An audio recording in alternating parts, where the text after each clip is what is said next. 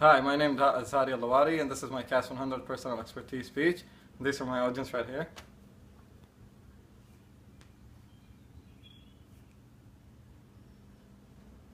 So, can someone tell me what's the most played sports in the world? It's soccer. Most definitely soccer. You're right, Atif, it is soccer. So, soccer is the most played sports in the game. It's currently played in over 200 countries in the world, and over 250 million play soccer on a weekly basis. And almost 65, according to FIFA, almost 65% of the countries in the world play soccer, and it's the most loved sport in their country. Today I'm going to discuss the history, equipment, rules, and concept of soccer.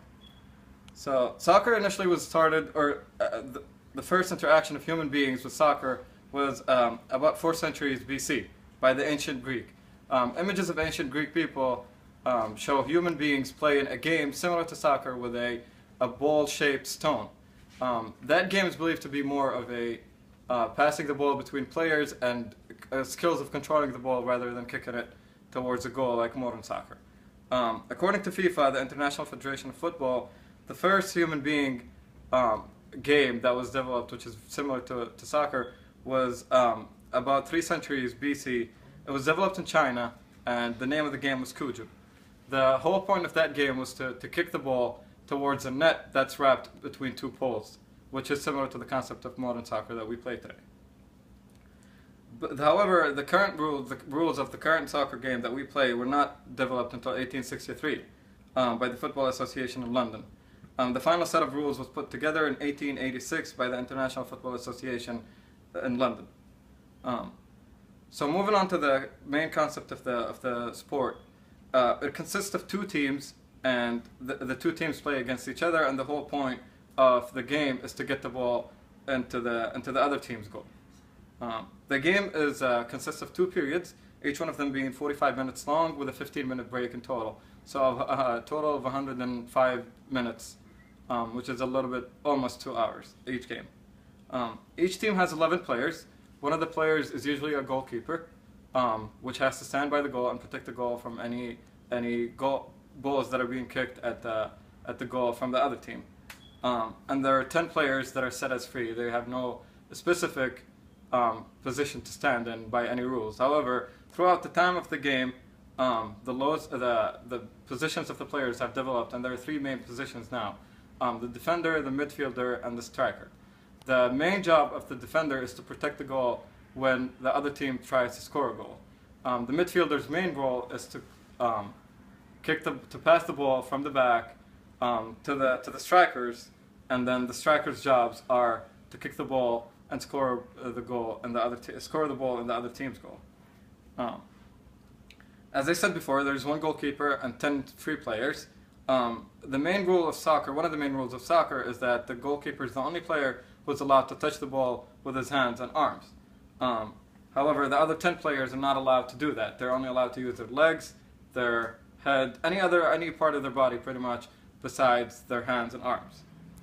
Alright, so throughout the history of the game, many skills have kind of developed, being the most importantly which players use, which are dribbling, passing, and kicking the ball. Unlike American football, soccer, or what's called football in most countries in the world, physical contact is not allowed between players. Now, friendly physical contact is fine. However, tackling other players or any aggressive physical movement is what's not allowed. So for an example, if 2 players are running towards the ball and they happen to have their shoulders kind of hitting each other, it's fine. But a player going toward another player and tackling them down or kicking them is not allowed, and then the other team gets a foul. Moving on to the equipment used for the game.